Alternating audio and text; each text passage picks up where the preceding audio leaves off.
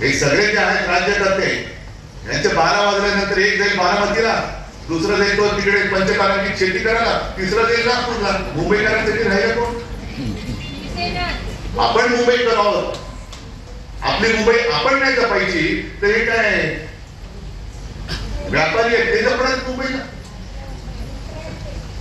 ज्या प्रकारे त्यांची काही जे मुंबईची लूट करतात. आणखीन एक प्रकार आहे, कालच ती बातमी आली होती. आणखीन एक जो भूखंड होता पशु आणि पशुसंवर्धन विभागाचा, तो मुंबई बँकेला दिला. बसले विनायक आहेत, गीते साहेब आहेत, अमोल तर आहेच ना. मी तर चारी म्हणतात, चारी जिंकल्यातच जमायच्या.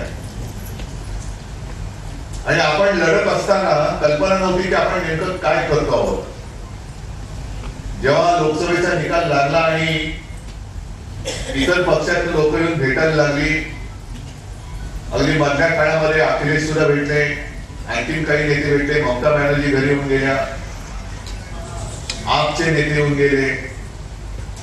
आणि मग नंतर मला कळलं की आपण काय केलं. मुंबई काय का भ्रष्टाचारी केला तर मला तिकडे बसला गेला. आपण त्याच्यावरती चौकशी लावली होती आणि क्लीन चिट देऊन टाकली. Clean chit. हे सगळे मुंबई लुटतायत. तो तिथला पार्ल्याचा फनेल झोन म्हणजे इकडनं विमानाचा उड्डाणाचा आणि उतरण्याचा मार्ग असतो. तिकडे तुम्हाला सगळ्यांना कल्पना आहे की एका मर्यादेच्या वरती इमारतीला वाढीव पेठेचा घेता येऊ शकत नाही. हे पहिल्यापासूनच आहे. 4 मजल्याची इमारत असेल तर त्याच्यावरती 5वा मजला बांधू शकता नाही, कारण इंटरनॅशनल जे काही लॉज आहेत, रेग्युलेशन आहेत आणि त्याच्यावरती रस्त्यावरती फ्लायओव्हर काढता येईल. पण विमान जरी उडत असलं तरी त्याला फ्लायओव्हर नाही चालत. आले कुठून? हे सगळे जे आहेत राज्यकर्ते यांचे 12 वाजल्यानंतर एक जाईल बारामतीला, दुसरं जाईल तो तिकडे पंचकारांची शेती करायला, तिसरं जाईल नागपूरला. मुंबईकरांसाठी राहिलं कोण? आपण मुंबईकर आहोत. आपली मुंबई आपण नाही जपायची तर हे काय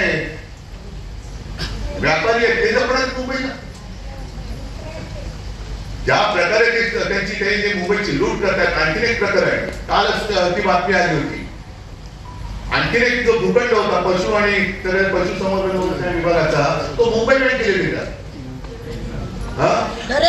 बसले विनायक आहेत, गीते साहेब आहेत,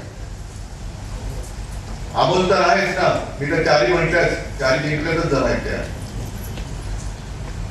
आणि आपण लढत असताना कल्पना नव्हती की आपण नेमकं काय करतो आहोत. जेव्हा लोकसभेचा निकाल लागला आणि इतर पक्षातील लोक येऊन भेटायला लागली, अगदी मधल्या काळामध्ये अखिलेश सुद्धा भेटले, आणखीन काही नेते भेटले, ममता बॅनर्जी घरी येऊन गेल्या. उद्धव ठाकरे यांनी फडणवीसांवर जोरदार निशाणा साधला. भाजप आणि मोदींवर देखील त्यांनी हल्लाबोल केलेला आहे. भाजप नेते प्रवीण दरेकर आपल्यासोबत फोन लाईनवर जोडले गेले. दरेकरजी, स्वागत तुमचं. उद्धव ठाकरेंनी फडणवीसांना थेट आव्हान दिले, जिद्दीनं उभा राहिलोय, एकतर मी राहीन किंवा तू राहीन, अशा प्रकारची भाषा